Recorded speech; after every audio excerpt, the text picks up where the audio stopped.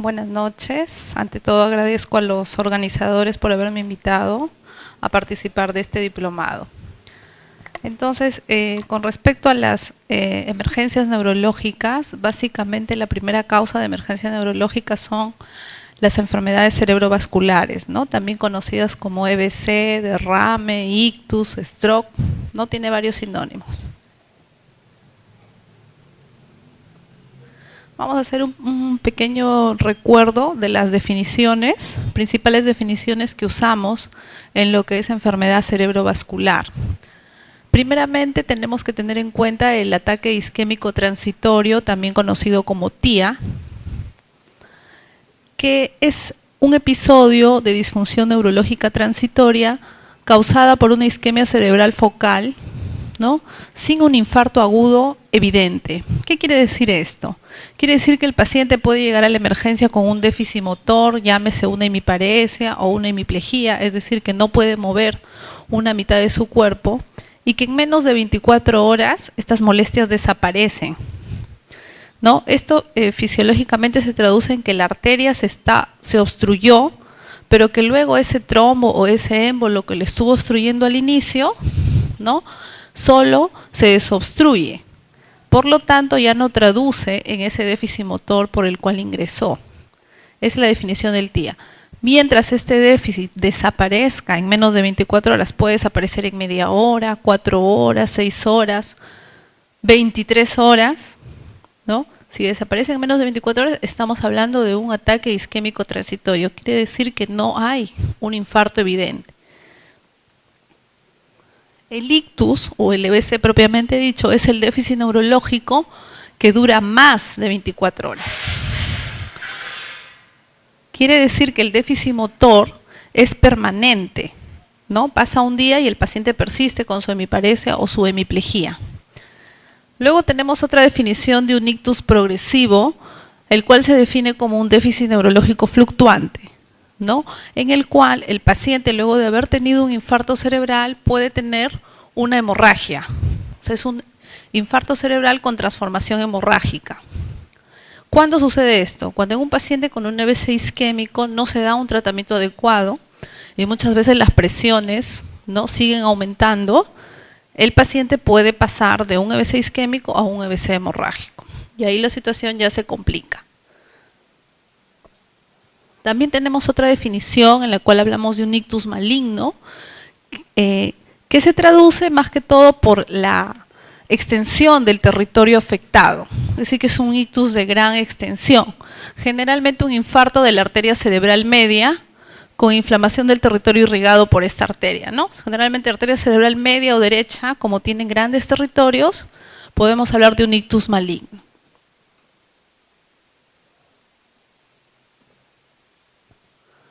¿Y cuáles son los factores de riesgo, ¿no? En factores de riesgo vamos a ver, tenemos los factores de riesgo no modificables, es decir, en los cuales nosotros no podemos hacer nada, que son la edad, ¿no? En mayores de 50 años va aumentando el riesgo de padecer enfermedad cerebrovascular. Luego tenemos el sexo, vemos que en las pacientes mujeres es más frecuente, ¿no? Luego también tenemos la raza. En los pacientes de raza negra, generalmente por su asociación con hipertensión arterial de difícil control, podemos ver con más frecuente o más frecuentemente el ictus. Y en cuanto a los factores de riesgo modificables, ahí podemos entrar con la diabetes, la hipertensión, el tabaco, el sedentarismo. Y también podemos ver otros factores que se están viendo ahora, como por ejemplo es en pacientes jóvenes el uso de anticonceptivos, en pacientes mujeres, y en los varones el consumo de drogas, sobre todo de la cocaína, heroína, ¿no?, que son drogas que ya se están viendo, el éxtasis, también que se están viendo ahora más frecuentemente. Entonces, ver un ictus o un EBC en un paciente joven, si es varón, hay que pensar mal, ¿no? Hay que pensar en consumo de drogas, o puede ser también asociado a una intoxicación alcohólica, que es menos frecuente. Y si es mujer, hay que buscar uso de anticonceptivos orales, y también el otro abanico de posibilidades que se abre es lo que es las enfermedades del colágeno, generalmente lupus, síndrome antifosfolipídico, O sea, un ictus en un paciente joven nos hace pensar en cosas, ¿no?, que no son frecuentes. En cuanto a los factores de riesgo, de acuerdo a la causa, a la etiopatología del EBC, tenemos que en el EBC isquémico, las dos principales causas son el ictus aterotrombótico, causado directamente por la lesión del endotelio, secundario a una hipertensión arterial no controlada, y la otra causa es el ictus cardioembólico, secundario a un problema cardíaco, como su nombre le dice, ¿no? Es el corazón que bota los émbolos y por lo tanto obstruye las arterias. En cuanto al ictus aterotrombótico, como ya habíamos visto, la hipertensión arterial, la primera causa de riesgo, factor de riesgo. Luego tenemos la diabetes mellitus, el tabaco y la dislipidemia, ¿no? Conocemos que de todos los tipos de colesterol, el LDL es el colesterol que más lesiona las arterias cerebrales. Incluso ahora se está propugnando, ¿no?, tener niveles bajos de colesterol LDL, y antes decían las guías hasta 130, ahora el nuevo reporte que ha salido es hasta 110. Entonces el colesterol LDL hay que mirar bien en los pacientes mayores de 50 años. En cuanto al ictus cardioembólico, tenemos la primera causa, la fibrilación auricular, ¿no? Porque el paciente fibrilador constantemente va botando émbolos al torrente sanguíneo y puede producir no solamente un infarto cerebral cardioembólico, sino también puede producir un infarto agudo del miocardio. Puede obstruir las mismas coronarias, puede producir también una trombosis, ¿no?, mesentérica, puede producir un infarto renal o una obstrucción de alguna arteria distal. Entonces, los émbolos no solamente van al cerebro, sino en un paciente fibrilador, el émbolo puede ir a cualquier arteria de su sistema, ¿no?, de su organismo. Luego tenemos la otra causa del cardioembólico, un infarto agudo de miocardio disquinético. ¿Qué quiere decir eso? Que cuando el corazón sufre un infarto, esa zona que ya se infartó, es decir, que ya murió, hace de que el corazón ya no se contraiga en forma homogénea, sino va a haber una contracción, ¿no?, un poco irregular. Y esa contracción irregular va a hacer que las paredes de las cámaras cardíacas produzcan émbolos. El roce entre las paredes puede producir también émbolos. La miocardiopatía dilatada también puede producir, y cualquiera de las valvulopatías, pero generalmente, por ser la más frecuente, la estenosis mitral.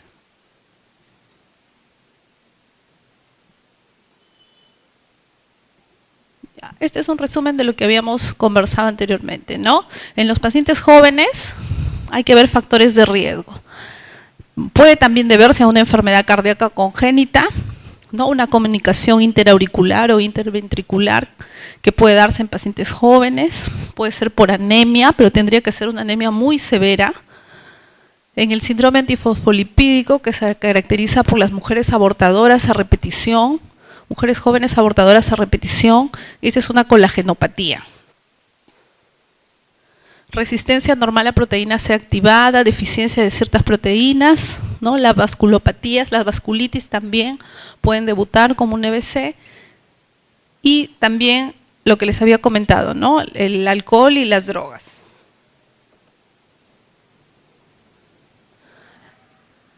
Este es un cuadrito que nos resume el porcentaje de los eventos cerebrales vasculares.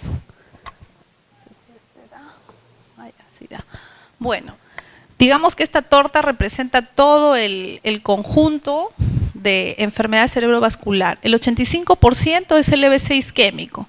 Como vemos acá, no sé si lo notan, en la parte derecha, porque en la tomografía lo dividimos con una línea imaginaria por la mitad y vemos que el lado de acá es la parte derecha para ustedes, ¿no? Acá tenemos toda la parte negra, o sea, una hipodensidad de la cerebral media derecha traduce un infarto extenso.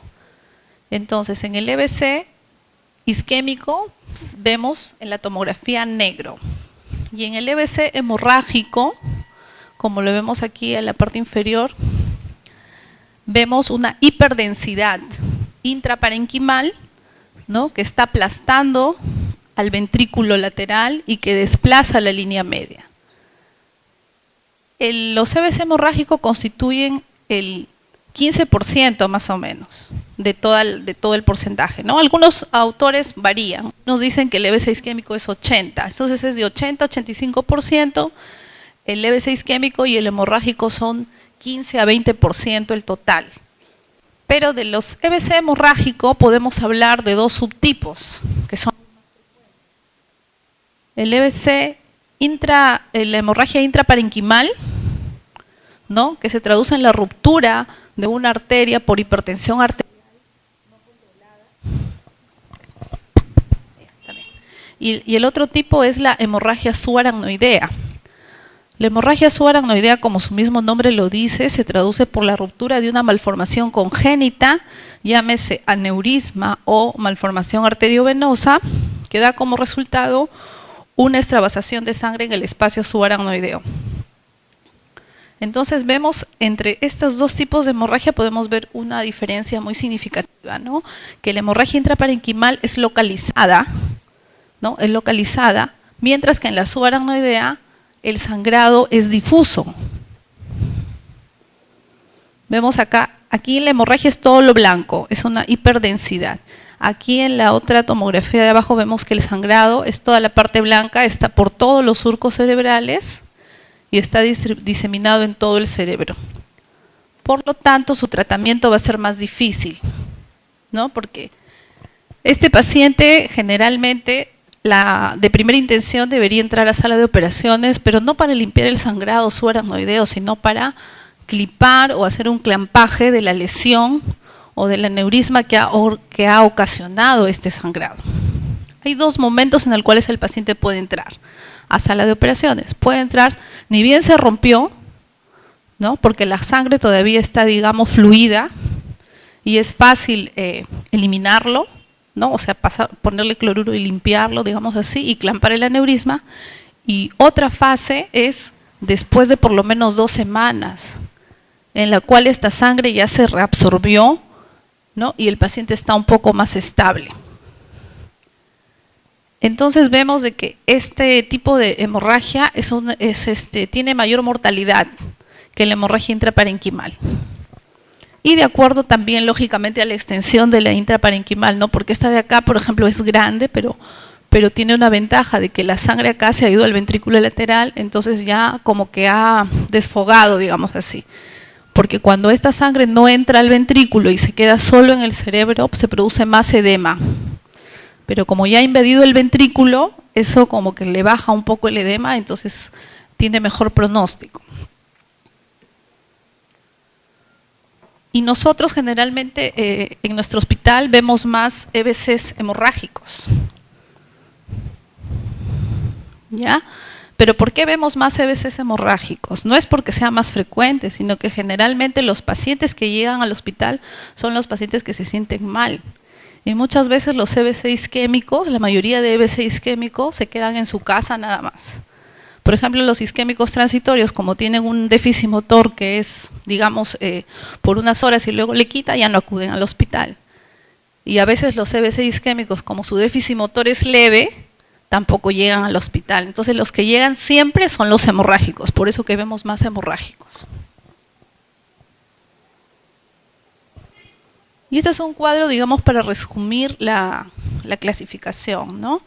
Entonces tenemos el isquémico y tenemos el hemorrágico, aquí está su porcentaje, 85 versus 15, y vemos que otra definición de los isquémicos es focal, ¿no? De acuerdo digamos, a la extensión de la lesión, o global. Dentro del focal podemos hablar del isquémico transitorio, ¿no? Y de los dos tipos de ictus más frecuentes, que son el aterotrombótico y el cardioembólico. Otro subtipo es el lacunar, este es de las arterias perforantes, o sea, de las arterias pequeñas, de causa inhabitual y de causa indeterminada. Y luego, en cuanto al EBC hemorrágico, tenemos la subaracnoidea, que es la de mayor mortalidad.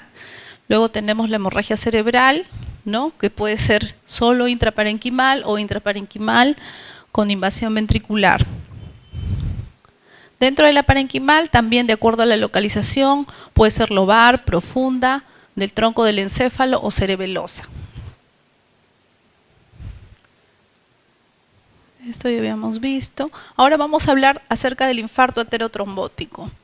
Debido a la trombosis o embolia arterioarterial de arterias extracraneales o grandes arterias, generalmente de la arteria carótida, ¿no? Con o sin estenosis. Generalmente puede ser, dice, del territorio carotidio o vértebro-basilar. El territorio vértebro-basilar es del cerebral posterior. Nosotros en el cerebro podemos hablar de tres sitios o tres territorios, ¿no? Cerebral anterior, que es la fosa anterior, cerebral media, que es la fosa media, y la cerebral posterior, donde está el cerebelo, ¿no? Y todo lo que es arteria basilar, vértebro basilar y cerebral posterior. Cuando es una lesión de la cerebral posterior, es, digamos, más aparatosa y más mortal porque la fosa posterior es más pequeña. Como es un sitio pequeño, cuando el paciente sufre cualquier tipo de lesión en esa zona, hace gran edema y el paciente entra fácilmente en coma.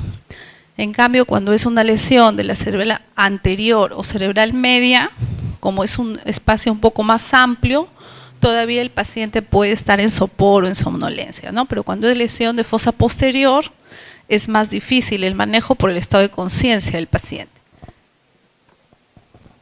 Aquí tenemos que la historia clínica, ¿no? El examen físico, neurológico y vascular, y las pruebas complementarias, generalmente la tomografía, sin contraste, porque todo paciente que llegue a emergencia de primera intención, como nosotros clínicamente no podemos decir este es un infarto o este es una hemorragia, no sabemos, ¿no? Generalmente el isquémico es más, digamos, más sutil, más pausado, ¿no? El hemorrágico es más aparatoso, el paciente llega en coma, sus presiones se disparan más, pero no necesariamente siempre es así. Puede haber eventos isquémicos que sean aparatosos también, en los cuales la presión arterial sea muy alta. Entonces, no podemos dar un tratamiento si es que no tenemos una tomografía. Eso es básico.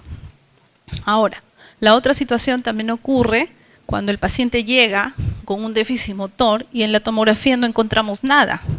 Entonces, cuando en la tomografía no evidenciamos nada, asumimos que es un evento isquémico. ¿Por qué? Porque en las primeras horas el infarto cerebral muchas veces no se ve en la tomografía. Entonces, básicamente la tomografía nos sirve para descartar la hemorragia, porque la hemorragia siempre se ve, ya sea subaracnoidea, ya sea una intraparenquimal, siempre vamos a ver la hiperdensidad. Mientras que en el EBC isquémico no siempre se va a ver la lesión al inicio. Es por eso que siempre, después que un paciente llega a la emergencia, ¿no? Ya se estabiliza, tenemos que hacerle una resonancia para confirmar el diagnóstico, para ver la extensión del infarto. Entonces la tomografía en emergencia básicamente es descartar sangrado. Si tengo un paciente que está con déficit motor, está con trastorno de conciencia y la tomografía está normal, no voy a decir que no tiene nada. Asumimos que es un EBC isquémico. Entonces, en el paciente debemos complementar con una resonancia magnética, ¿no? Un Doppler carotidio o una angiografía, que son fundamentales para el diagnóstico e indicación del tratamiento. Hola. Sí, en emergencia siempre es sin contraste.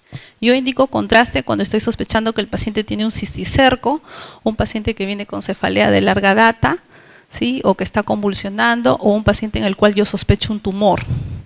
Ahí indico contraste porque el contraste sirve para realzar la lesión tumoral o para realzar la lesión capsular. El quiste de cisticerco realza mucho con el contraste.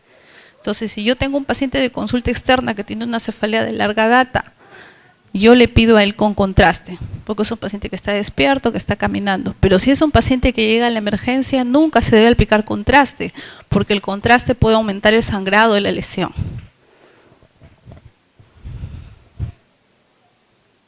Ya está. Entonces el examen físico es fundamental. Tenemos que hacerle al paciente la prueba del juramento, o sea que levante los dos brazos. Y vemos si uno de los dos brazos cae, ¿no? Como vemos en la figura, este es un dibujito, vemos aquí en la paciente, a su derecha vemos que el brazo derecho cae. Esta es una paciente con una paresia. Cuando el paciente este brazo no lo puede mover nada, o es mínimo lo que lo puede mover, hablamos de una plejía, ¿no? En este caso solamente hablamos de una paresia. Ahora vamos a hablar del infarto cardioembólico. Generalmente es de tamaño mediano o grande, muchas veces es cortical y se produce por una obstrucción de una arteria cerebral por material embólico, ¿no? Por un émbolo. Las cardiopatías embolígenas tienen un perfil de riesgo heterogéneo, es decir, varía. Y de todas ellas, la fibrilación auricular es la más frecuente. Entonces, un paciente que viene con un EBC y le tomamos un electrocardiograma en la emergencia, vemos un patrón de fibrilación auricular, automáticamente hablamos de un infarto cerebral cardioembólico y ese paciente tenemos que mejorar la fibrilación. Tenemos que aplicar, ¿no? Depende de la frecuencia cardíaca del paciente, podemos aplicar amiodarona, verapamilo, etcétera, ¿no? Y tenemos que indicar heparina de bajo peso molecular. El electrocardiograma en estos pacientes es muy importante, se puede también aplicar el mapa Holter en aquellos pacientes en los cuales en un electrocardiograma de inicio no se evidencia la fibrilación, pero sin embargo durante el monitoreo nosotros podemos evidenciar que tiene periodos de taquicardia, ¿no? Podemos ser que al inicio llegue con 70, 80 de frecuencia y decimos está normal, pero después conforme lo vamos monitorizando, porque estos pacientes deben tener un monitoreo por lo menos de cada hora. Entonces a la hora vemos un 120, después a las 2 horas nuevamente está en 80, luego vemos que tiene 130, entonces ya es una fibrilación auricular episódica, ¿no? En esos pacientes está indicado el mapa Holter. El mapa Holter es un dispositivo el cual se le pone al paciente y le registra la frecuencia cardíaca durante 24 horas. Entonces ahí no hay pierde. Ahí si el paciente fibrilador sale sí o sí. El otro es el ecocardiograma, ¿no? Transtorácico o transesofágico. Transtorácico es lo que se usa generalmente acá por motivo de economía, pero con el transtorácico va bien. Generalmente es para ver si el paciente tiene algún problema, digamos, de insuficiencia cardíaca o de valvulopatía.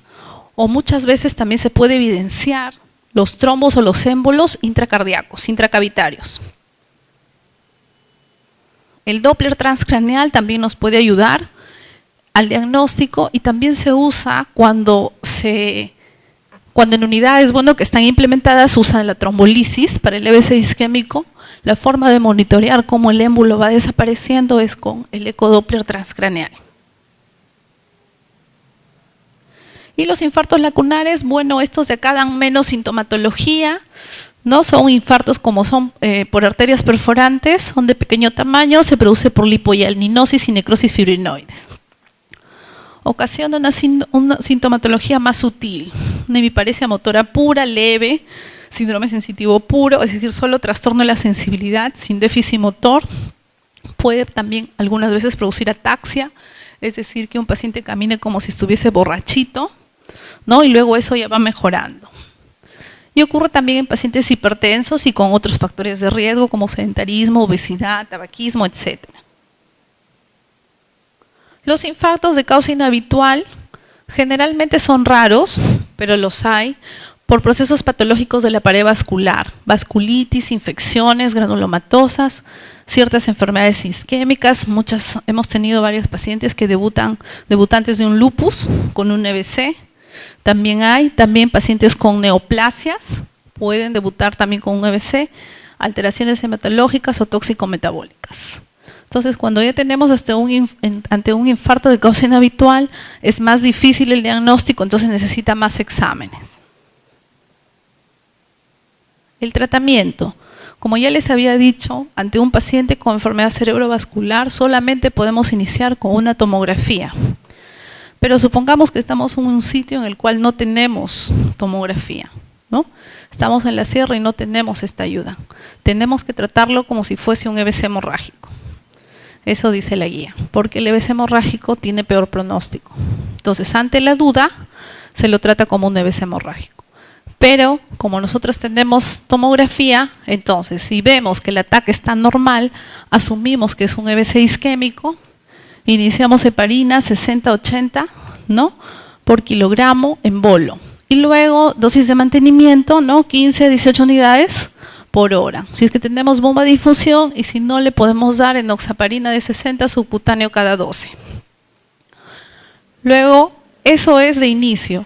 Y paralelamente a la heparina podemos iniciar la warfarina, ¿no? Vienen tabletas de 4 miligramos.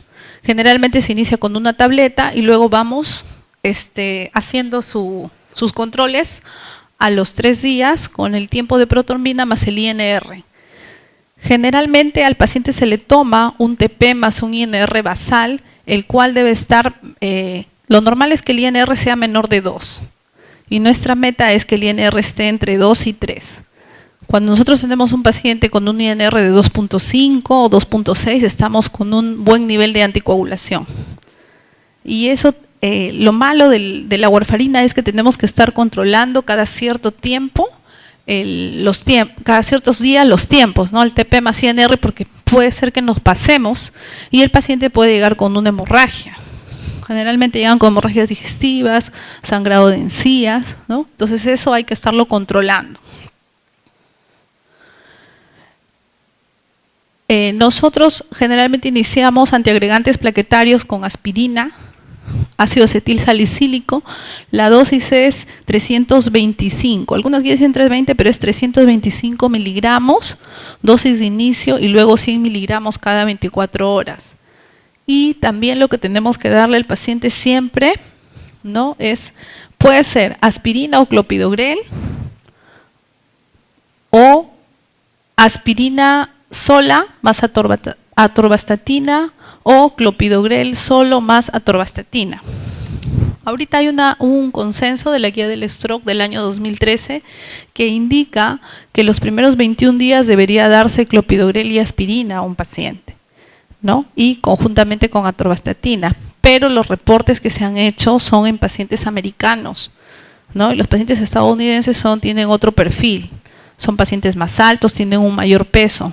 Entonces nosotros a un paciente, digamos peruano, le damos clopidogrel y aspirina, le vamos a producir gastritis. Entonces solamente debemos dar uno de ellos. Entonces sería, si vamos a dar aspirina, quedaría con aspirina de 100. Y si vamos a dar clopidogrel, sería 75 miligramos de clopidogrel cada 24 horas. Cualquiera de ellos debe darse de por vida, porque para evitar que el paciente vuelva a hacer otro evento.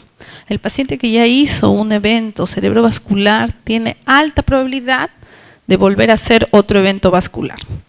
Entonces, eso es una prevención secundaria lo que hacemos y tenemos que darle de por vida. Lo otro son las estatinas. Atorvastatina de 80 miligramos es la dosis de inicio y luego la dosis de mantenimiento es 40 miligramos cada 24 horas. Actualmente también se puede usar la rosuvastatina. El equivalente de rosuvastatina es más o menos la mitad de atorvastatina, ¿no? Entonces se puede cargar con rosuvastatina 40 y luego bajarle a rosuvastatina de 20. Ahora, ¿cuánto tiempo le vamos a dar la atorvastatina? La atorvastatina le debemos dar al paciente por lo menos 1 año. Tenga o no tenga el colesterol elevado. ¿Ya? Porque muchas veces nosotros damos al paciente, mandamos a su casa con atorvastatina de 40 y luego al mes o a los 2 meses regresan. Doctora, mi doctor ya me quitó la atorvastatina ya. Le digo, ¿y por qué le ha quitado? Porque mi colesterol está normal. Como el colesterol está normal, ya le suspendieron la atorvastatina. Ese es un grave error, porque la atorvastatina en los pacientes con enfermedad cerebrovascular no se da por el colesterol elevado. Se da porque la atorvastatina tiene un mecanismo de acción en el cual hace que el colesterol se pegue a la pared de la arteria y por lo tanto evita la formación de un nuevo émbolo. Entonces, todo paciente con EBC tiene que seguir con la atorvastatina, no lo podemos suspender. Le podemos bajar la dosis, podemos darle 20, 10, pero no lo podemos suspender al mes, porque si no, ese paciente vuelve a hacer otra vez la placa y vuelve a hacer un nuevo evento vascular y muchas veces cuando es un segundo o tercer evento el paciente ya no lo cuenta. Es más difícil porque llueve sobre mojado. Ese cerebro que ya está isquémico, que vuelve a tener otro evento, es más difícil y la lesión es más extensa. Entonces hay que tener cuidado con la suspensión de un medicamento, ¿ya? Sobre todo en las estatinas en pacientes con EBC. Y luego tenemos el otro tratamiento, que es tratamiento de elección, es la trombolisis también. Cuando el trombo obstruye la arteria cerebral, ¿no? El paciente puede recibir el RTPA.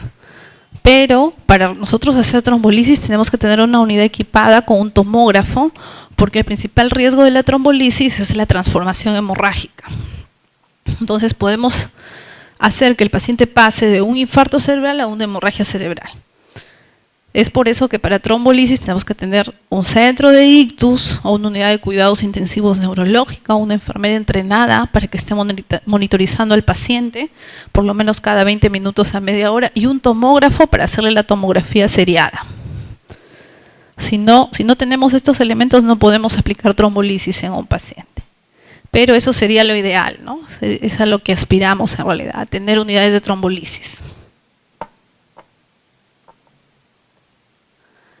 Ahora sí vamos a hablar del EBC hemorrágico. Como ya les había dicho, los dos grandes tipos, la hemorragia intraparenquimal, tiene invasión ventricular, vemos que todo lo blanco es sangre, acá hay un nivel, ¿no? Una línea horizontal, es un nivel de sangrado, y acá está la subaracnoidea en la cual se ve difuso todo.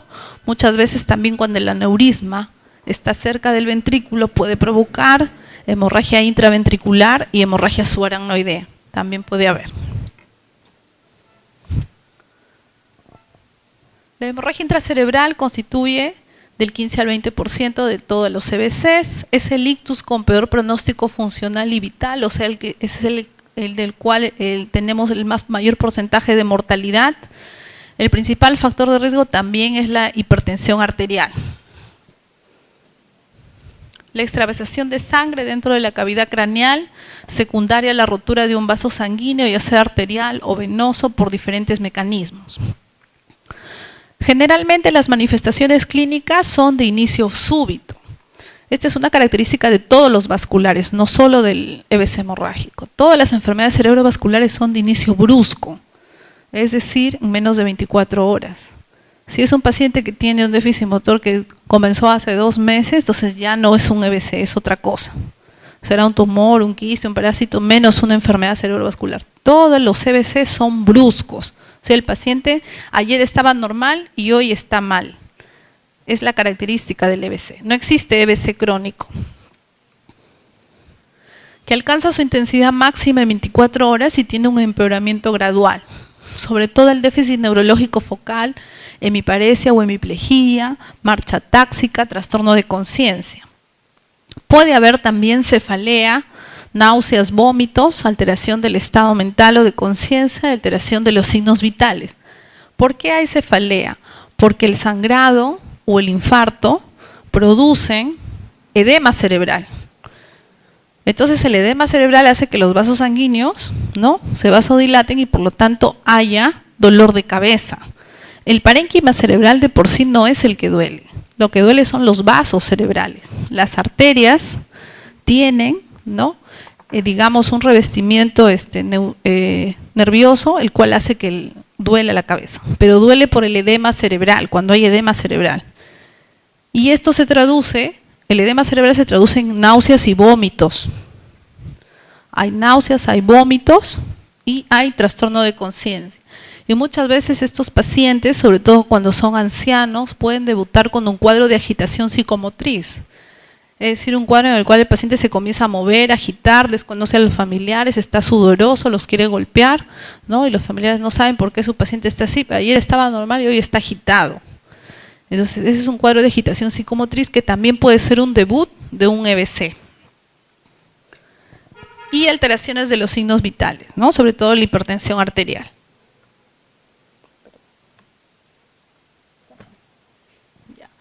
Ahora sí, rápidamente un recuerdo de lo que es la escala de coma de Glasgow. La escala de coma de Glasgow en realidad no es una escala neurológica, sino es una escala neuroquirúrgica que se utilizó desde sus inicios para lo que es el triaje del TEC, ¿no? Pero nos sirve a nosotros para evaluar pronóstico y evolución del paciente cuando tiene un vascular. No solamente un vascular, puede ser en tumor, en cisticerco, podemos evaluar el Glasgow. Nos sirve para ver cómo ingresa el paciente y cómo va evolucionando con el paso de los días. Entonces se evalúa 3 aspectos, ¿no?, la apertura ocular, la respuesta verbal y la respuesta motora. Siempre en todo examen neurológico, siempre se evalúa la mejor respuesta. Entonces vamos a ver, a la apertura espontánea puede tener 4 puntos, a la orden verbal 3 puntos, al dolor 2 puntos y cuando el paciente no responde es 1 punto. Luego en la respuesta verbal, si el paciente está orientado y conversando es 5 puntos, si está desorientado pero habla, puede hablar Incoherencias, 4 puntos. Cuando habla palabras inapropiadas son 3 puntos. Cuando solamente emite sonidos incomprensibles, 2 puntos. Y cuando no hay ninguna respuesta, es 1 punto. Obviamente, para hacer la respuesta verbal, nosotros le podemos aplicar un estímulo doloroso, ¿no? Para ver si el paciente habla o hace algún sonido. En cuanto a la mejor respuesta motora a una orden verbal, el paciente obedece, ¿no? Se le dice levante los brazos y el paciente lo eleva. Al estímulo doloroso, sí, cuando uno, por ejemplo, le aprieta la tetilla, ¿no? Podemos ver que el paciente va a localizar el dolor. Si localiza el dolor, son 5 puntos. Si hay solo reflejo de retirada y flexión a los brazos, son 4 puntos. Si hay una flexión anormal, estamos hablando de una rigidez de decorticación, o sea, pone los brazos en rotación interna y hacia adentro, estamos hablando de 3 puntos. Y cuando el paciente hace una extensión o una rigidez de descerebración, hay una rotación interna con extensión de los brazos, estamos hablando de una rigidez de descerebración que es 2 puntos, y cuando el paciente no responde es 1 punto. Cuando el paciente está en coma y hace rigidez de descerebración, ese paciente prácticamente está premortem. Es difícil sacar a un paciente de un estado de coma con rigidez de descerebración porque ya estaría en un coma profundo. Y vemos que en cuanto al puntaje total, este va a variar, ¿no? De 3 a 15 puntos. El mínimo es 3. Un paciente con un Glasgow de 3 prácticamente nos traduce una muerte cerebral, ¿no? Y si está con una rigidez de descerebración, estaríamos hablando de 4 puntos. Si el paciente tiene un Glasgow de 8 o menor o igual de 8, paciente es tributario de intubación orotraqueal porque no va a poder ventilar espontáneamente, entonces tenemos que intubarlo. Si el paciente tiene 9 o 10, le podemos poner solamente una mascarilla de oxígeno para mejorar su ventilación y luego a la hora le podemos volver a evaluar el Glasgow para ver si es que sigue en 9 o 10 o si es que vemos que ya bajó o está en 8 o igual de 8, de todas maneras hay que intubarlo. Obviamente para evaluar el Glasgow tiene que ser sin sedación, ¿no? Porque muchas veces el paciente está con fentanil o está con midazolam o bajo efecto del diazepam, entonces ahí no podemos evaluar un verdadero Glasgow. Tiene que estar el paciente sin sedación. Ahora, ¿cuál es el tratamiento de la hemorragia intraparenquimal? Depende del nivel de conciencia del paciente. Vamos a ver. Los niveles de conciencia, en el examen neurológico consideramos 4 niveles de conciencia. Pueden haber varias subclasificaciones que clasifican 6 o 8 tipos, pero los principales y los básicos que deben saber son 4. El estado de conciencia despierto, que es en el cual nos hallamos todos, creo. Estamos con luces apagadas, de repente hay alguno que está durmiendo. El estado de conciencia despierto es el cual el paciente se da cuenta de su medio ambiente, ¿no? De sí mismo y del entorno que lo rodea. El paciente está despierto, alerta o vigil, es lo mismo. Luego pasamos al segundo nivel de conciencia en el cual el paciente está somnoliento. El paciente somnoliento es aquel en el cual uno le habla, ¿no? El paciente está durmiendo, uno le habla y el paciente se despierta fácilmente. Ese es el somnoliento. El otro nivel de conciencia que le sigue al somnoliento es el paciente que está en sopor. El paciente soporoso solo despierta a un estímulo doloroso enérgico. Es el paciente que está durmiendo y uno le presiona, le aprieta, le peñizca y recién por ahí hace, ¿qué? ¿Cómo? Y nuevamente se vuelve a dormir. Ese es el soporoso. Y luego pasamos ya al cuarto nivel, que es el estado de coma. En el estado del coma, el paciente no emite ninguna respuesta a un estímulo doloroso. Entonces podemos decir que el paciente, en el estado de coma, que es el estado de mayor depresión del estado de conciencia, pueden haber varios niveles, ¿no? Unos hablan de coma superficial, coma profundo, coma pasado, pero todo es coma al final. El tema es que ya no despierta al estímulo doloroso y ahí sí hay que preocuparnos. Entonces, si el paciente está en sopor, ¿no? O también se llama estupor, sopor o estupor es lo mismo, o puede estar en coma también, y tiene una escala de Glasgow menor o igual de 8, entonces tenemos que darle el ABC, ¿no? El ABC es primero vía aérea, entonces tenemos que intubar y tenemos que hiperventilar. Vemos la saturación de oxígeno y tiene que tener una saturación mayor o igual de 94.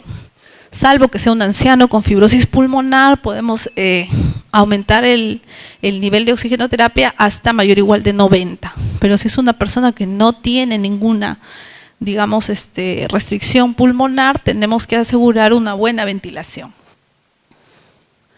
La intubación endotraqueal previene la aspiración de las secreciones orofaringeas y del contenido gástrico, evitando así la neumonía aspirativa.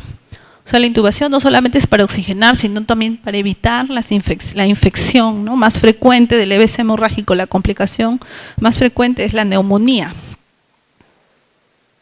Y la hiperventilación se realiza hasta alcanzar una presión parcial de CO2 entre 30 y 35 milímetros de mercurio, la cual se mide mediante un análisis de gases arteriales.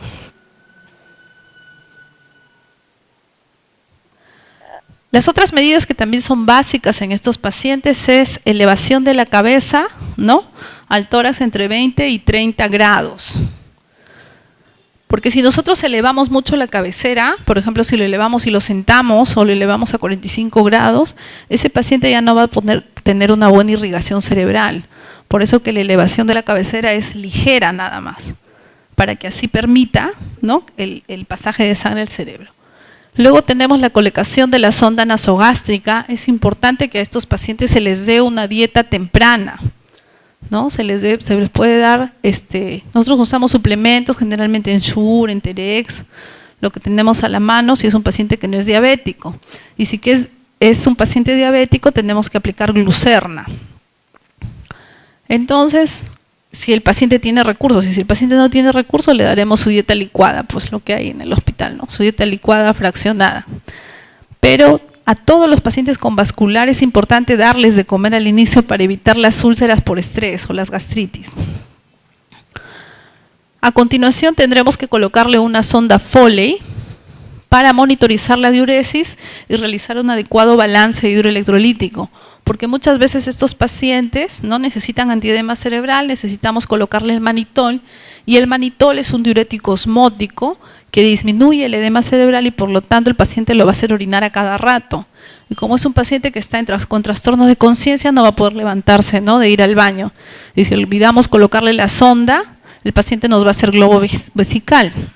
Entonces tenemos que ponerle su sonda nasogástrica y sonda Foley.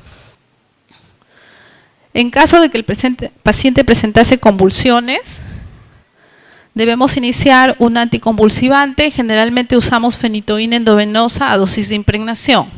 No todas las enfermedades cerebrovasculares provocan convulsiones en los pacientes. ¿Cuándo un paciente con EBC tiene convulsiones? Cuando la lesión es más cortical. Cuando la lesión se pega más a la periferia o a la corteza cerebral, esto hace que irrite la corteza, y la corteza cerebral es la que produce las ondas epileptiformes. Si es una hemorragia profunda, muchas veces el paciente puede cursar sin epilepsia, pero si es una hemorragia con afectación cortical, o si está más periférica la lesión, entonces ahí sí va a convulsionar. Ahora, las guías de epilepsia dicen que nosotros no podemos dar el anticonvulsivante de forma preventiva. Solamente debemos dar cuando el paciente presenta crisis, porque ese tratamiento de anticonvulsivante se da por lo menos 5 años. Entonces, antes de condenar a un paciente a tomar un antiepiléptico por 5 años, tenemos que estar seguros de que el paciente verdaderamente ha convulsionado. Y generalmente usamos fenitoína, no porque sea la mejor, sino porque es lo único que tenemos en endovenoso, ¿no? Todas las drogas antiepilépticas tienen que tener un nivel sérico adecuado, es decir, un nivel de impregnación que le llamamos nosotros para que pueda iniciar su acción.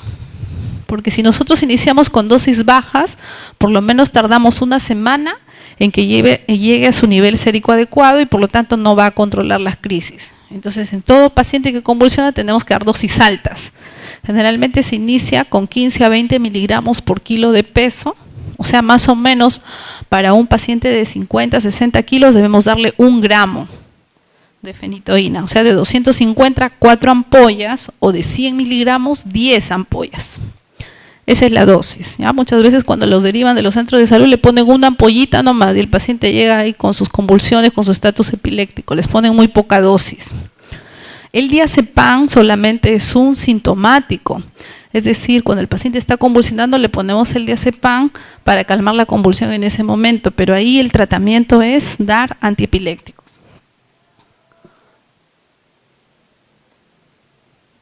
Ahora vamos a ver cuándo un paciente con EBC hemorrágico debe ir a cirugía y cuándo no. Depende de la extensión de la lesión, ¿no? No es recomendable que el paciente se opere si tiene una hemorragia menor de 10 milímetros o con un déficit neurológico mínimo. Nosotros tenemos una fórmula para sacar el volumen del sangrado con la tomografía, ¿no? Que es el diámetro mayor, ¿no? En un corte el diámetro mayor por el diámetro menor por el número de cortes en el cual aparece el sangrado sobre 2. Con esa fórmula les va a salir cuánto de hemorragia tiene el paciente. Entonces vamos a ver que si tiene menos de 10 mililitros o de 10 centímetros cúbicos, ese paciente solamente va a tratamiento médico. Si el paciente tiene una escala de Glasgow de 3 o 4, hay que buscar rápidamente si la hemorragia es cerebelosa.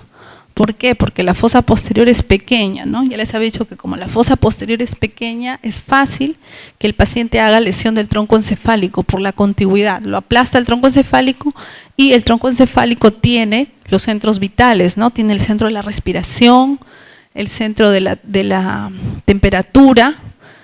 Entonces, si el paciente se produce una lesión del tronco, el paciente generalmente puede fallecer. Por eso que la hemorragia cerebelosa casi siempre su primera indicación es cirugía para descompresión quirúrgica.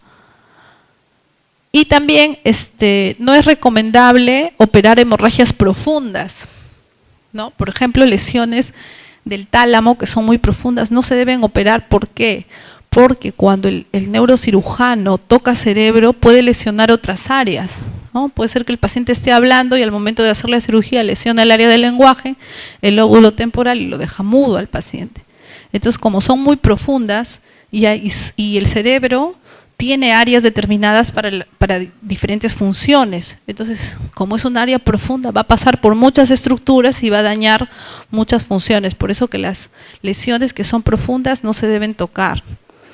Por ejemplo, cuando un paciente tiene un tumor cerebral y su ubicación es periférica, es más fácil, ¿no? Porque no va a lesionar muchas estructuras, solamente va a levantar el hueso, la meninge y va a sacar la lesión. Pero cuando es una lesión más profunda, ahí ya la cosa se complica. Porque muchas veces el paciente puede entrar por una cosa y puede salir con otras lesiones, con otras secuelas. Entonces es más difícil. ¿Es recomendable el tratamiento quirúrgico cuándo? Cuando la hemorragia cerebelosa es mayor de 3 centímetros. Miren, son pequeñitas nada más. Una hemorragia cerebelosa mayor de 3 centímetros tiene que entrar a drenaje. Con deterioro neurológico por compresión del tronco o con hidrocefalia. Pero recomendable, digamos, cuántas horas, ¿no? Porque puede ser que nos llegue una hemorragia cerebelosa de una semana, ya no se puede operar ya. Tiene que ser por lo menos en las primeras 24 a 48 horas la cirugía. Pasado ese tiempo, ya la sangre se organiza, ya no es fluida, sino se hace un coágulo. Entonces, al hacerse un coágulo es más difícil de retirar. Cuando ya pasan más de 2 días, esas hemorragias ya no deben operarse, ya, porque se va a hacer más daño al tratar de quitarlas, ¿no? Generalmente las cirugías por eso son de emergencia. Al inicio nada más deben ser operadas. Las hemorragias asociadas a lesión estructural, llámese aneurisma cerebral, malformación arteriovenosa o angioma cavernoso, que tienen posibilidad de buen pronóstico funcional y cuya lesión estructural es accesible a la cirugía. Generalmente los aneurismas son de la arteria comunicante anterior, cerebral anterior, ¿no? Cuando son aneurismas, por ejemplo, de la arteria oftálmica, es más difícil su acceso. O cuando son aneurismas posteriores, también más difícil. Pero cuando son todo lo que son cerebral anterior, comunicante anterior, es más fácil su acceso. Y también en aquellos pacientes jóvenes con hemorragia lobar o intraparenquimal de tamaño moderado o grande, sin sospecha de angiopatía amiloide, que cursan con deterioro neurológico. La angiopatía amiloide generalmente es una lesión de viejos, de ancianos, ¿no? Es una lesión en la cual el paciente puede presentar varios focos hemorrágicos a la vez sin haber tenido algún traumatismo, ¿no? Porque cuando el paciente sufre un TEC puede ser que tenga no solamente una hemorragia en un sitio, sino por contragolpe puede tener en otra área. Pero en aquellos pacientes ancianos en los cuales no hay un antecedente de TEC, podemos hablar de una angiopatía amiloide.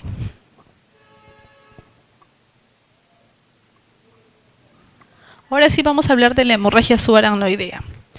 La hemorragia subaracnoidea, como su nombre lo dice, es la extravasación de sangre en el espacio subaracnoideo por la ruptura de un vaso o cualquier hemorragia cerebral que se va a extender a ese espacio. Prevalencia es del 1 por cada 10.000 personas. O sea, hay que ser bien piña para tener una hemorragia subaracnoidea, ¿no? Sin embargo, debido a que la población está creciendo cada vez más, se ve con mayor frecuencia. Representa el 5 al 10% de los CVCs.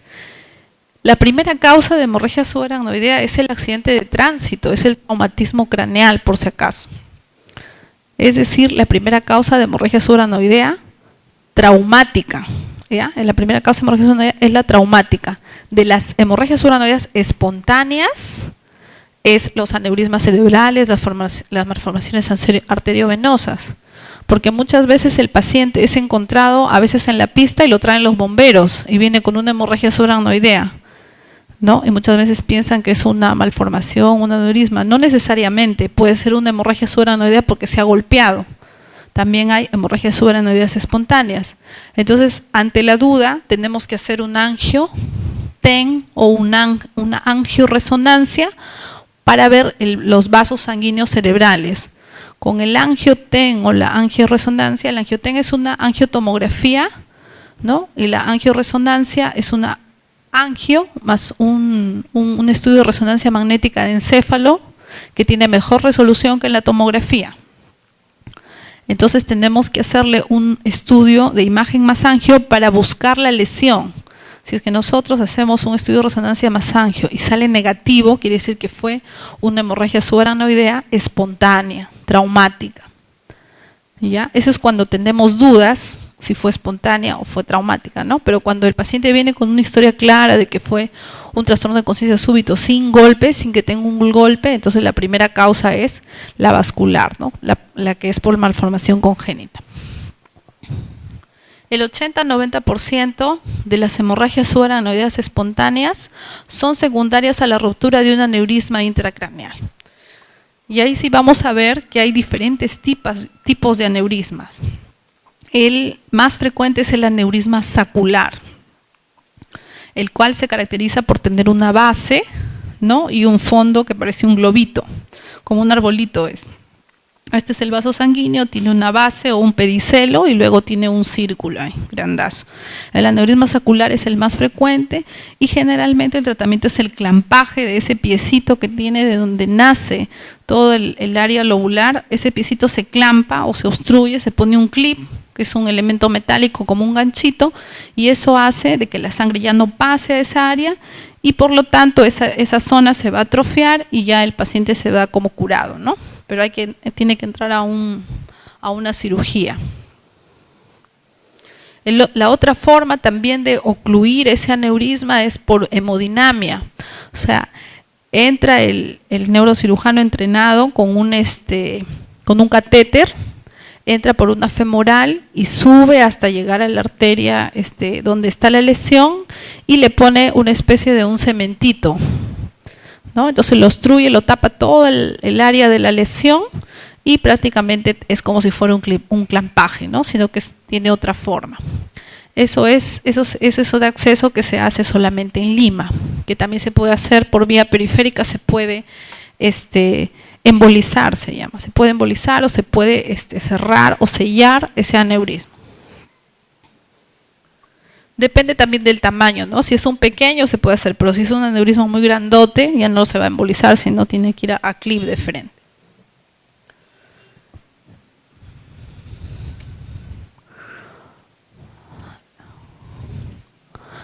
Esta es una tomografía de un paciente que tiene una hemorragia subaracnoidea y que también a la vez tiene una invasión ventricular, ¿no? Todo el ventrículo del lado derecho.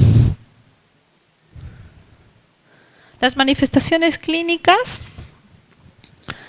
la sintomatología de inicio súbito, como todos los CVCs, que alcanzan su intensidad máxima en 24 horas, con empeoramiento gradual, síntomas de déficit neurológicos focales, ¿no? Hemiparesias, hemiplejías, también cefalea, náuseas, vómitos, alteración de los signos vitales y la característica rigidez de nuca. Pero de todos estos síntomas, el principal en toda hemorragia subaracnoidea es la cefalea. Es una cefalea la cual el paciente refiere que es la peor de su vida, es el peor dolor de cabeza de su vida. Generalmente todos hemos sentido en algún momento un dolor de cabeza, ya sea por estrés, ¿no? Porque no hemos comido, porque no hemos dormido bien, podemos tener cefalea. Hay más de 100 causas de cefalea, pero el paciente lo refiere como la peor cefalea de su vida. Entonces, cuando tenga un paciente que refiere así que es una cefalea insoportable, que es la peor de su vida, hay que hacerle caso, porque eso es un indicador, ¿no?, en el cual el aneurisma ya se está rompiendo. Y más aún si esta cefalea se acompaña de náuseas y de vómitos, pero no son cualquier vómito, son vómitos explosivos, o sea, son vómitos que salen con una intensidad o con una fuerza que va y dispara y ensucia la pared, o ensucia la cama o lo que está por ahí, o sea, salen con fuerza, son vómitos en proyectil o vómitos explosivos. Y la otra característica es la rigidez de nuca, ¿no? Cuando uno le quiere doblar el cuello, flexionar el cuello, el paciente tiene mucho dolor y muchas veces no se puede flexionar, ¿no? El diagnóstico diferencial de la hemorragia subaracnoidea debido a la rigidez de nuca son los cuadros, ¿no?, meningios. Las meningoencefalitis bacterianas, virales, tuberculosas también pueden dar signos meningios, pero van acompañados, ¿no?, de otras manifestaciones. Por ejemplo, si estamos hablando de una meningoencefalitis bacteriana, el paciente debe tener fiebre. En la hemorragia subaracnoidea el paciente nunca tiene fiebre, ¿ya? Son cefalea, náuseas, vómitos, rigidez de nuca. Sin fiebre, hemorragia subaracnoidea. Con fiebre, ahí estamos hablando de meningitis. Entonces, ese es el diagnóstico diferencial. Y muchas veces, no necesariamente siempre, pero muchas veces el paciente puede referir que ha tenido ese dolor de cabeza una semana antes. Y eso se conoce como una cefalea centinela. Quiere decir que es la cefalea que ya nos está avisando del problema. 7 a 10 días se puede presentar ese dolor de cabeza, pero remite espontáneamente, ¿no? Un dolor insoportable, el peor de su vida, y remite espontáneamente y el paciente queda aparentemente asintomático y luego de una semana nuevamente el mismo cuadro. Tenemos que pedir de todas maneras la neuroimagen. La tomografía cerebral sin contraste, como ya habíamos dicho, nos va a manifestar una hiperdensidad en el espacio subaracnoideo en forma difusa. También podríamos pedir una resonancia magnética si es que el paciente tiene posibilidades, ¿no? Porque muchas veces cuando la hemorragia subaracnoidea está iniciando, a veces en la tomografía no se ve el sangrado. Entonces ahí tenemos que acudir, ¿no?, a la punción lumbar para evidenciar la sangre en el líquido cefalorraquídeo. O si hay dinero, si hay posibilidades económicas, le hacemos una resonancia sin contraste para buscar el sangrado, porque en la resonancia siempre se va a ver el sangrado desde el inicio. Incluso el infarto también se puede ver desde el inicio en una resonancia. Entonces siempre la resonancia, en los países desarrollados ya la tomografía lo usan poco, más es la resonancia, ¿no?, porque tiene menor sensibilidad y tiene también menos efectos adversos, no da radiación, sino que el problema es el costo. Ante la duda, si tenemos una tomografía, supongamos normal, pero tenemos clínica, cefalea, náuseas, vómitos, rigidez de nuca, no vamos a decir que está normal, ¿no? Tenemos que esperar, o esperamos 24 horas para hacer una nueva tomografía y evidenciar el sangrado, o le hacemos una resonancia. En la resonancia vamos a encontrar hiperintensidad en las secuencias T2 y FLAIR en el espacio subaracnoideo. Siempre se ve, en la resonancia la subaracnoidea siempre se ve. Y si es que no, tendremos que hacerle una punción lumbar, ¿no? En el cual vamos a evidenciar un líquido cefalorraquídeo hemático o con presencia de hematíes, generalmente son los crenocitos, que son los hematíes en descomposición. Y solamente se debe hacer punción lumbar si la imagen, ¿no?, la tomografía es negativa.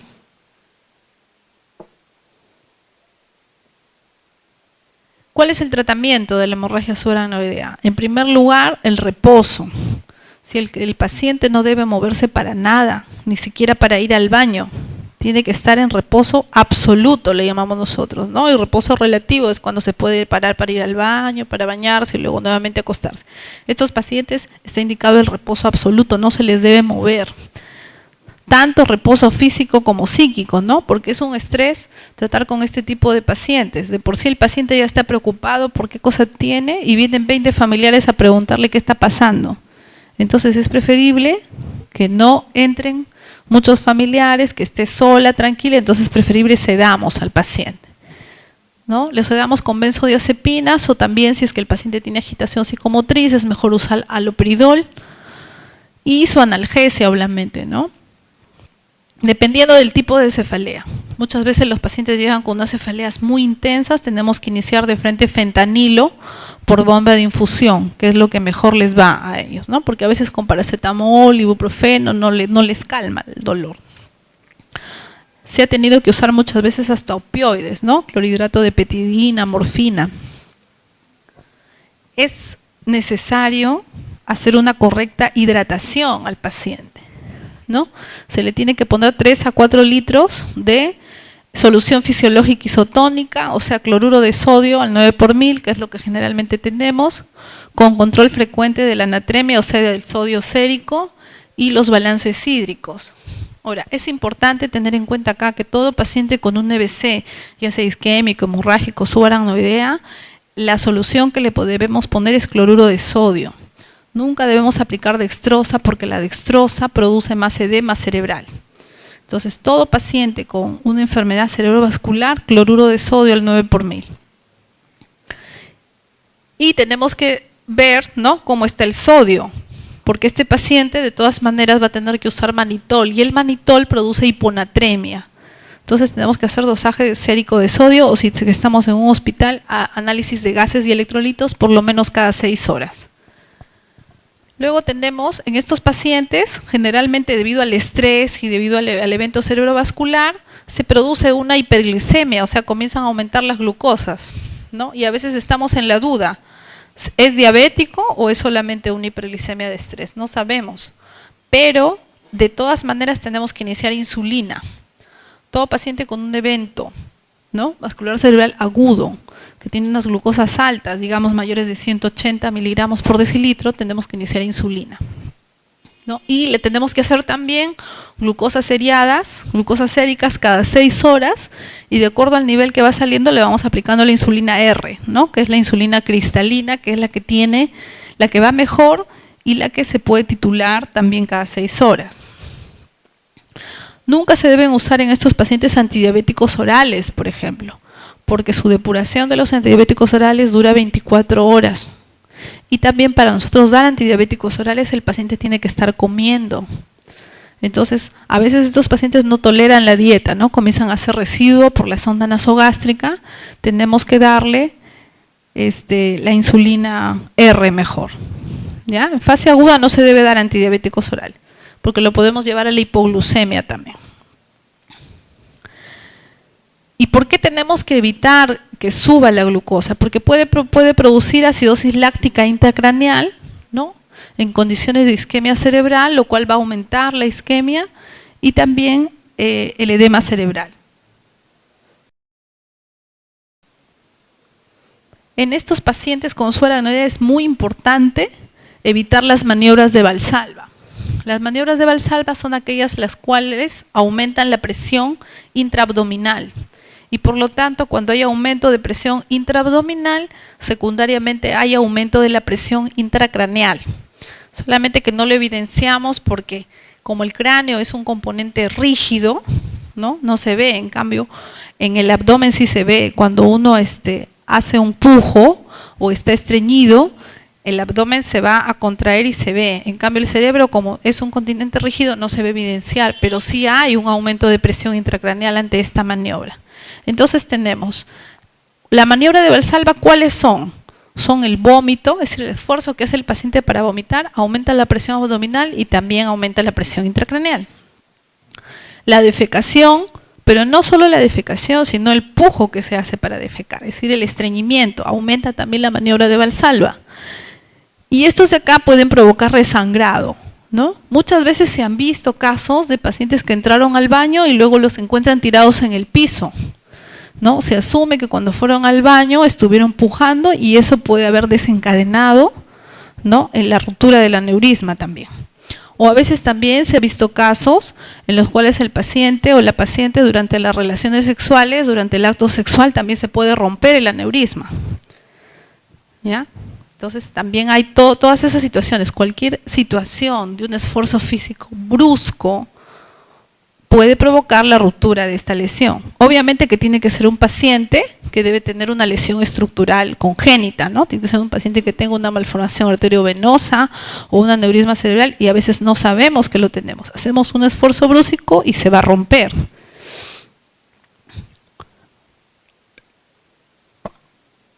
Luego tenemos también, en estos pacientes tenemos que usar los antieméticos. Generalmente se usa dimenhidrinato, si no se controla, tendremos que dar metoclopramida para mejorar, ¿no?, para evitar el vómito. La sonda nasogástrica y muchas veces tenemos que usar los laxantes, ¿no?, lactulosa, garol o a veces enemas. Luego tenemos la profilaxis de la hemorragia digestiva, siempre con el omeprazol, el sostén nutricional temprano y preferentemente por vía enteral. ¿Cuáles son las complicaciones de la hemorragia subaracnoidea? Son 3 complicaciones principales: el resangrado, el vasoespasmo y la hidrocefalia. Generalmente las primeras horas es el resangrado. ¿Por qué? Porque cuando se rompe el aneurisma, ese aneurisma hace una costra o un coágulo que todavía en las primeras horas o en los primeros días es friable, o sea, puede abrirse fácilmente, ¿no? Entonces tenemos que, con el reposo o con el paso del tiempo, hacer que ese coágulo o que esa costra se haga más dura, sea más consistente, y así el paciente no vuelva a tener otra hemorragia que puede ser mortal.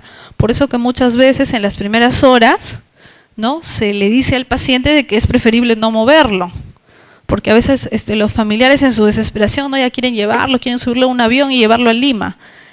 Y en el avión, por el aumento de presión, puede volver a sangrar porque es un coágulo muy friable y el aumento de, digamos, de presión que hay, ¿no?, cuando uno sube al avión es mayor. Entonces eso puede provocar un resangrado. Por eso que muchas aerolíneas prohíben que los pacientes con esos diagnósticos suban al avión.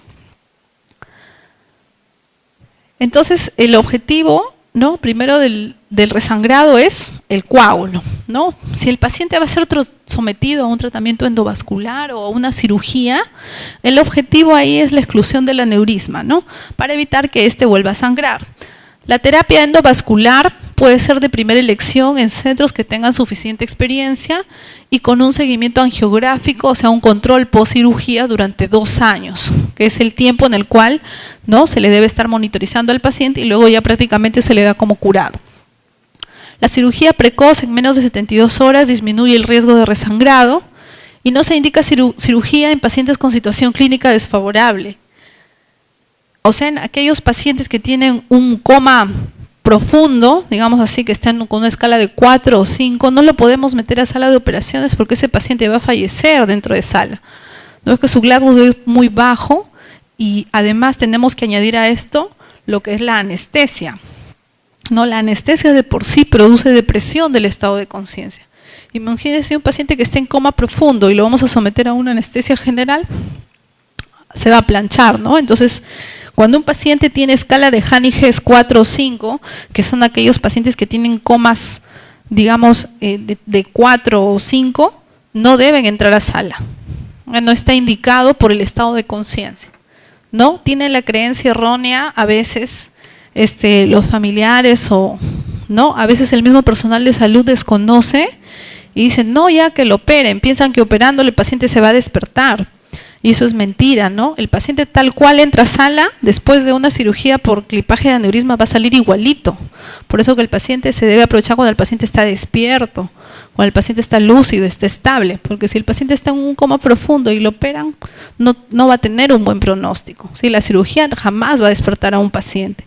La cirugía lo que va a hacer es va a evitar las complicaciones posteriores, pero va a salir tal cual entró al inicio. Entonces eso hay que tener en cuenta, ¿no? Para no dar falsas expectativas a los familiares.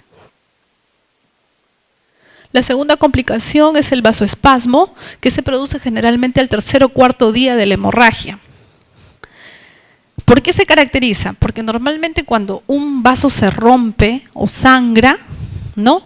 El mismo vaso se contrae para evitar que siga saliendo más sangre. Ese es un mecanismo fisiológico que hay en todas las heridas, ¿no? En todos los sangrados. Entonces, este vasoespasmo o este cierre de estas arterias va a hacer que otras áreas del cerebro no se irriguen adecuadamente y por lo tanto simulen un infarto cerebral, simulen un EBC isquémico en las áreas que se encuentran alrededor de la lesión aneurismática, ¿no? Entonces, aunado al problema de que ya sangró, tenemos un problema de una isquemia cerebral perilesional. Entonces, para que todas las arterias colaterales o las perforantes o las que están por ahí al lado de la lesión no se cierren, tenemos que usar un vasodilatador. En este caso se usa el nimodipino. Su dosis es 60 miligramos cada 4 horas. ¿No? Y se ha visto que no hay una mejor respuesta por vía endovenosa que por vía oral. O sea, la respuesta clínica es igual, por eso que nosotros preferimos usar la vía oral, ¿no? Porque es más barata.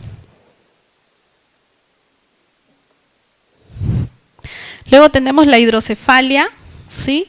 Que es el drenaje, el tratamiento es por drenaje de derivación ventrículo-peritoneal en pacientes con deterioro clínico evidente y estudio de neuroimagen. Esta complicación se ve generalmente a largo plazo. Me avisan el tiempo, por favor. ¿Cuánto falta? Ya me pasé. Uy, entonces rapidito, ¿ya? Vamos a hablar rápidamente de la epilepsia. En realidad lo que nos interesa más que la epilepsia, porque la epilepsia es una subespecialidad de la neurología, que es la epileptología, nos interesa el tratamiento del estatus epiléptico. Pero rápidamente vamos a hacer un recuerdo. La epilepsia es un disturbio cerebral caracterizado por una predisposición persistente del cerebro para generar crisis epilépticas, ¿no? ¿Cómo se traduce esto? Nosotros tenemos actividad eléctrica en nuestra corteza cerebral, todos. ¿Por qué? Porque la transmisión de neurona a neurona se produce por un flujo eléctrico. Entonces tenemos electricidad, tenemos actividad eléctrica.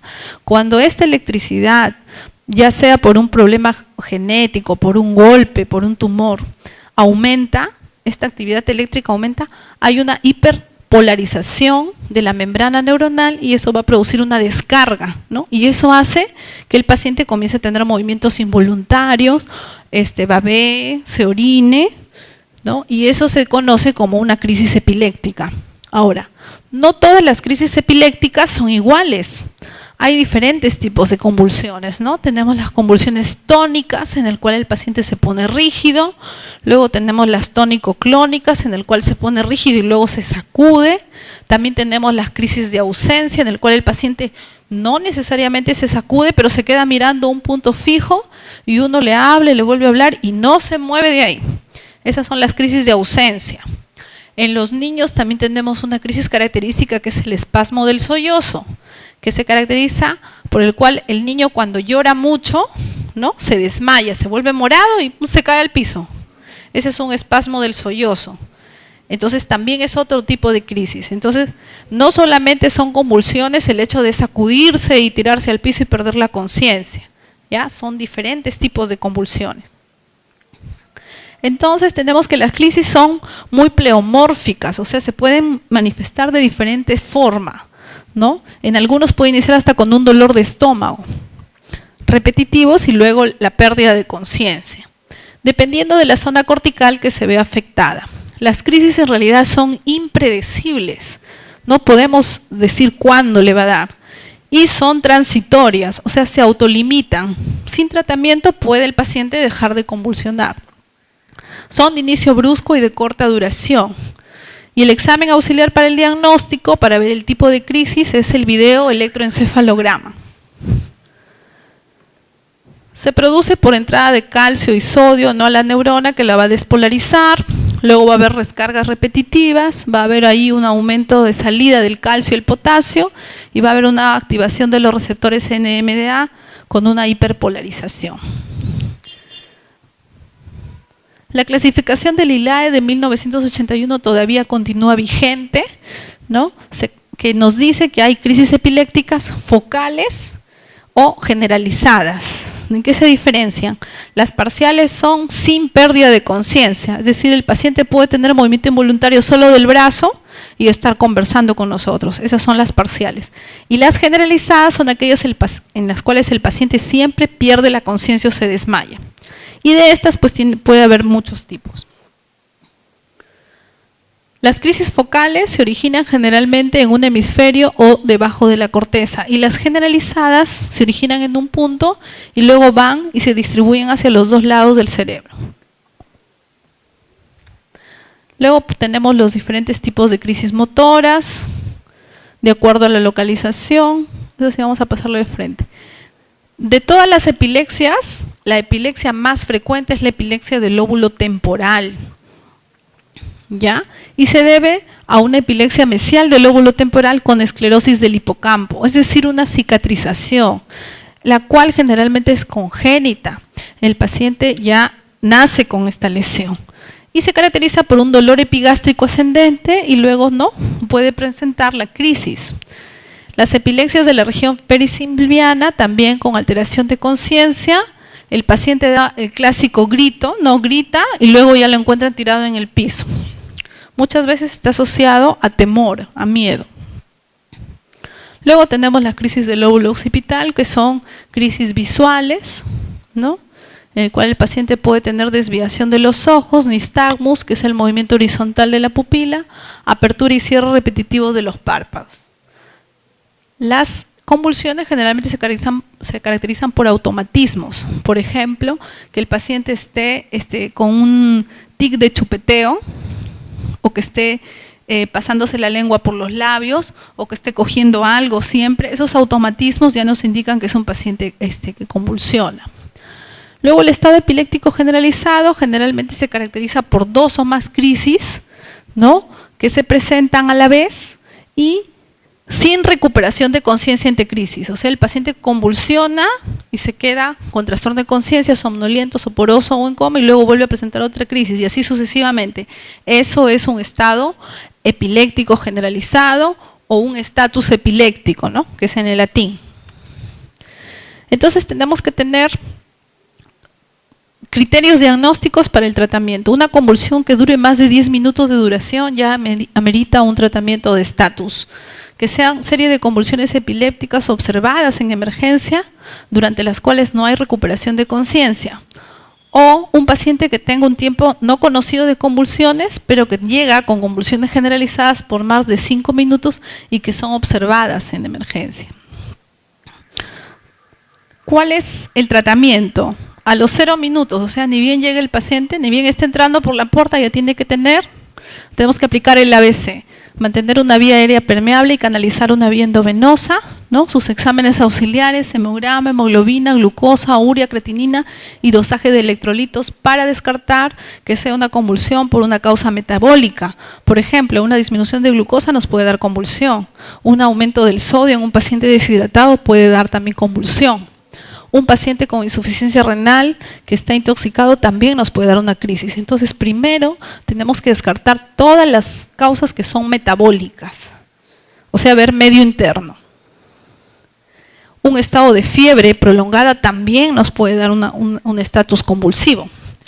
A los 2 o 3 minutos el paciente ya tiene que estar con su vía de cloruro de sodio al 9/1000, y si es que es un paciente en el cual sospechamos que es un paciente alcohólico o que tiene un aliento, ¿no?, etílico, tenemos que agregar tiamina, 100 miligramos endovenoso, ¿no?, porque si es que nosotros ponemos alguna dextrosa o alguna solución glucosada, podemos causar una encefalopatía de Wernicke en estos pacientes. Entonces tenemos que administrar primero la vitamina, ¿no? La tiamina. Esa es la primera acción. Y si es que no es, no perdemos nada. Pero si es que sí es, ganamos mucho, ¿no? Entonces tenemos que administrar la tiamina, no hay ningún problema. Luego, si se sospecha o se confirma la hipoglucemia, porque hasta eso ya debemos tener el resultado de la glucemia sérica, ¿no? Ya sea por glucotés o por sérica, o si se desconoce la causa del estado y tenemos la sospecha de que es una hipoglucemia, nos lanzamos, administramos dextrosa. Ante la duda, es preferible que el paciente esté con la glucosa más elevada a que siga con hipoglucemia, porque acuérdense que el cerebro vive de oxígeno y de glucosa. Si es que el paciente no tiene oxígeno, se queda con una encefalopatía hipóxica. Y si el paciente no tiene glucosa, se queda con una encefalopatía metabólica permanente. Entonces, de todas maneras, si es que no tenemos glucosa, para la mala suerte del laboratorio o no funciona, administramos dextrosa. ¿Ya? Generalmente usamos la dextrosa al 33%, que es lo que siempre tenemos, 4 ampollas, ¿no? Que dice el protocolo para hipoglucemia. 4 ampollas de dextrosa al 33% en bolo. Le ponemos nomás. Y si no es, no hay ningún problema. ¿Ya? Así que ponemos nuestra dextrosa. No usar dextrosa antes de tiamina por el riesgo de la encefalopatía de Wernicke que podemos provocar solo en pacientes alcohólicos. Luego, a los 5 minutos, si es que el paciente persiste con la convulsión, tendríamos que agregar diazepam de 10 miligramos endovenoso lento, porque acuérdense que el diazepam produce depresión respiratoria. Entonces, ahí lentito, diluido en cloruro de sodio le podemos agregar, ¿no? Podemos administrar máximo 2 ampollas seguidas, o sea, 20 miligramos. Infusión simultánea, o sea, en otra vía, tenemos que estar ya administrando el antiepiléptico, que en este caso sería la fenitoína sódica a dosis de 20 miligramos por kilo, no es 15 a 20 la dosis. Para pacientes de 60 kilos le podemos poner hasta 5 ampollas de 250 diluidas en cloruro. Y se debe pasar por lo menos en unos 25 minutos, porque la fenitoína, acuérdense que produce mucha flebitis. Por sus componentes, ¿no? Es un poco quemante, es irritante, entonces tiene que pasarse bien diluido y lento, porque si lo pasan directo, esa vena ya no sirve. Luego, dependiendo del tipo de crisis, ¿no? Lo que hemos visto anteriormente, hasta acá es todo lo que es estatus, ¿no? Generalmente, cuando al paciente le damos infusión de fenitoína, esto debe parar, las crisis deben parar, pero muchas veces no paran con fenitoína. Entonces ahí tendremos que agregar el fenobarbital. El fenobarbital, la dosis también de 10 a 15 miligramos por kilo, podemos agregar 500 miligramos endovenoso STAT. Si no para con el fenobarbital, porque hay algunos casos raros en los cuales no responden a fenitoína, no responden a fenobarbital, ya tenemos que usar midazolam en infusión. Pero para usar midazolam en infusión, el paciente tiene que ser intubado, porque el midazolam deprime mucho el estado de conciencia. Entonces el paciente tiene que ir sometido a intubación orotraqueal y tiene que estar no monitorizado, de preferencia debe entrar a una unidad de cuidados intensivos para ir vigilando tanto convulsiones como nivel de conciencia. Con midazolam en infusión la mayoría de los estatus debe parar. ¿Ya? Y luego, después ya de que paramos las convulsiones, tenemos que valorar qué anticonvulsivante le vamos a dar, porque esa es solamente dosis de inicio, pero luego tenemos que dar la dosis de mantenimiento. Entonces, la dosis de mantenimiento, de acuerdo al tipo de crisis que presentó el paciente, puede ser si fue convulsión tónico-clónica generalizada, si es un paciente varón, fenitoína, si es una paciente mujer en edad reproductiva con ganas de ser mamá todavía, tiene que tomar carbamazepina, que es el anticonvulsivante que se usa en las gestantes y que es el más inocuo y más noble de todos los antiepilépticos. Luego podemos usar fenobarbital o ácido valproico, que también van muy bien en los niños, ¿no? Si son crisis parciales, carbamazepina es la primera línea. Si son mioclónicas, podemos usar el ácido valproico. El clonazepam es anticonvulsivante, pero a dosis altas. Su contraindicación es que produce mucha sedación, por eso que ahora ya no se lo usa mucho. Antiguamente, cuando recién salió el clonazepam, su indicación no era tanto ansiolítica como lo usamos ahora, no mucho para la ansiedad, sino era anticonvulsivante, sino que su efecto adverso era la sedación. Luego tenemos si son crisis mioclónicas, si son crisis de ausencia, la etoxucimida, ¿no? Si son típicas y si son atípicas, el valproato. Eso generalmente las crisis de ausencia se dan en niños. Y bueno, en el estatus epiléptico, como sintomático el diazepam y como tratamiento ya como droga antiepiléptica es la fenitoína, que es lo que nosotros tenemos actualmente. Se ha mejorado la molécula de fenitoína con el fósforo y ahora está saliendo la fosfenitoína. El problema con fenitoína es estrecho rango terapéutico, es decir, tenemos que dar la dosis exacta, porque si le damos muy poca dosis no para las crisis, pero si nos pasamos lo podemos intoxicar al paciente. Le podemos causar un rash cutáneo con un síndrome de Steven-Johnson, o también le podemos causar problemas de ataxia, de mareos, de visión borrosa, se agitan, se vuelven como loquitos. Entonces hay que calcular de preferencia la dosis por kilo de peso, para no pasarnos. Ese es el problema con fenitoína, su rango terapéutico es muy estrecho. Pero ahora con la fosfenitoína, que ya lo tenemos en Latinoamérica, pero acá el Perú todavía no llega, ya supuestamente va a llegar a fin de año, no vamos a tener ese estrecho rango terapéutico. Luego tenemos también el fenobarbital, que también lo tenemos en endovenoso, sino que el problema del fenobarbital es que produce más efectos adversos que la fenitoína. Por eso que es un medicamento controlado. Y si es que no, ya procedemos a la intubación orotraqueal, propofol, midazolam, y con esto de todas maneras debe parar.